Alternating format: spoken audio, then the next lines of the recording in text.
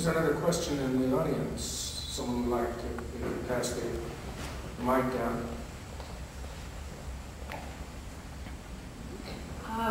About 10 or 12 years ago, Delegate Vance Wilkins made a real effort to go out and talk to every group he could talk to all across Virginia and ask them, who do you think could run against the incumbent?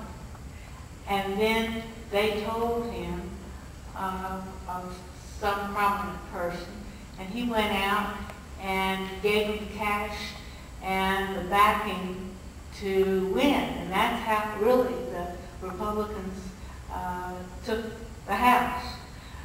Now, my question is of each of you, is there somebody out there on the Democratic side, or anyone out there on the Republican side, who is doing that same thing? It sounds like an excellent way to get the party strengthened on either side. He did a marvelous job. He did build that majority before he was made Speaker. Oh, Vance worked that for years. You were right. I mean, he was out there personally recruiting candidates. By the time he became Speaker, a lot of people owe Vance a lot. But there's nobody else that I can name right now who does it to the extent that Vance did. And I can tell you guys when I say something. So, I mean, I would say that Ward Armstrong on the Democratic side has some responsibility and activity with that. And I don't know that Bill Howell does a whole lot of it. I think he does some, but I don't think he does nearly as much as Vance did. And I don't get the sense that there is nearly as strong an effort on either party's side.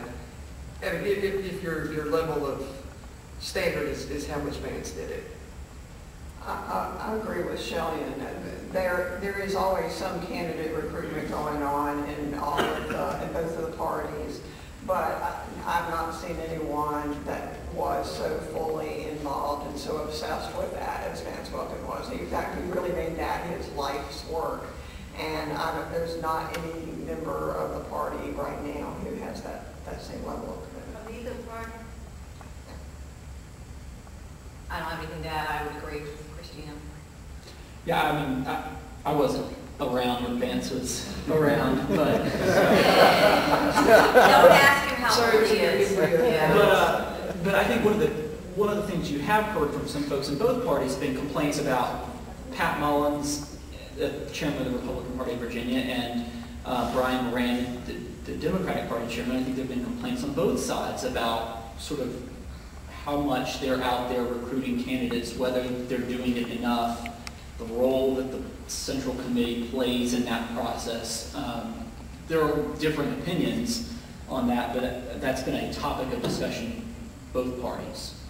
It's sort of what the right balance on that is.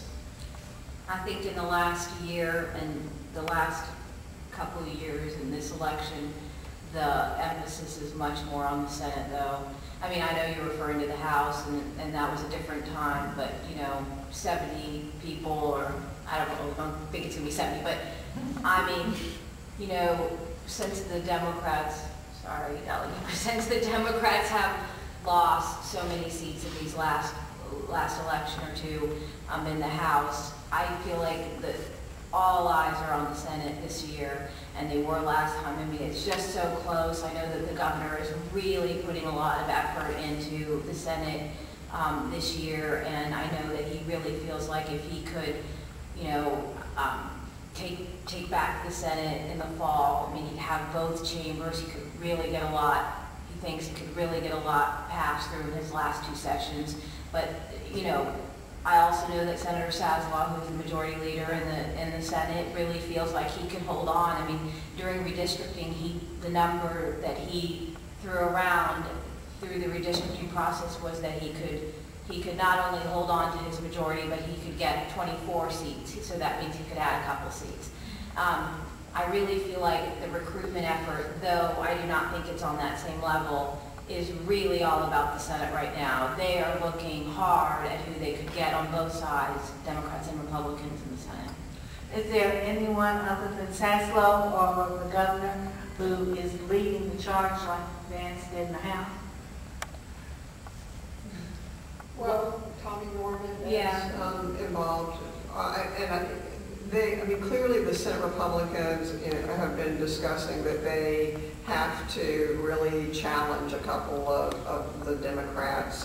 There was a lot of discussion in Hampton Roads about whether Frank Wagner, who is in Virginia Beach Republican, would move up to the peninsula to challenge John Miller, who's a new Democratic senator, and on the peninsula. And he thought about that for a long time, but ultimately decided he did not want to do that.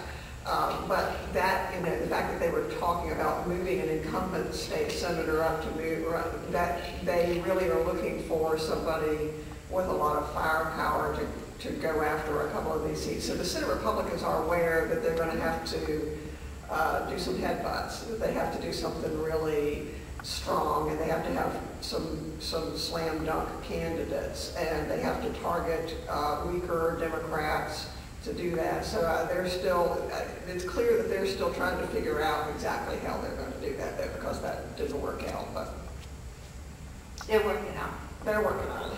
Does anyone else in the House have a question or a saying? Go ahead. Rick has one in the back. My question is more about your reporting job. You're covering state issues at the General Assembly, but you're writing for local newspapers, or in Adam's case, a local TV station. How do you balance your coverage so that you can cover the statewide issues, statewide importance, but also the more parochial issues like the activities of local delegates and senators that are of more specific interest to your readers or viewers? I was looking down at Chelyen because Chelyen and I talk about this a lot. We share space down in the press room, and the two of us sort of have, I think it's, from my standpoint, my bosses are much more interested in something with a Charlottesville or Valley, Central Virginia tie and Chelyen's editors are much more interested in something with a Fredericksburg tie than a statewide issue. So for me, during the session, I'm always looking first at all of our local legislators, what their bills are, where they are. And sure, there are days where, if you have this parliamentary procedure that takes puts this abortion bill in play, and is a surprise to everybody, that's going to trump whatever I'm working on because that's a big deal. But I think it varies by outlet. I think we always try our very best, or at least I do, to focus on my group of lawmakers. But when you start adding them up, it's a lot of them. So, one of the challenges is it's still a big area, and there are some issues that transcend, that are important to our viewers, but are also important statewide. And so there's a little bit of a balance on that. Different media outlets have different strategies on that. I would say I've got a slight advantage over Adam that we can run AP in the paper, and so the AP is doing the big story of the day, the big bill or whatever, and if it doesn't really affect Fredericksburg, and I've got other things going on to do, then I'm doing those other things. But I've been covering this for, I think it's my 10th session, 11th session this past year, and it's always been for a newspaper that is very interested in its local issues first. So I've always been used to, trying to balance talking to my delegation and really writing about their bills, and also keeping an eye out for other people's bills that would have an impact locally. School bills are especially prone to do that.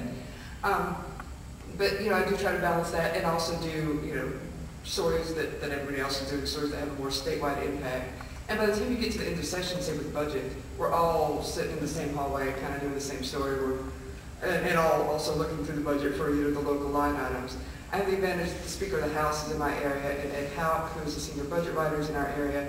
So a lot of just covering them from a local standpoint is also covering statewide things. They get involved in stuff like that. So, but it definitely is a balance for us. Because it's just me. It's me and whatever we can get from the AP. So. The pilot has fortunately still been able to add extra people during the General Assembly session in recent years.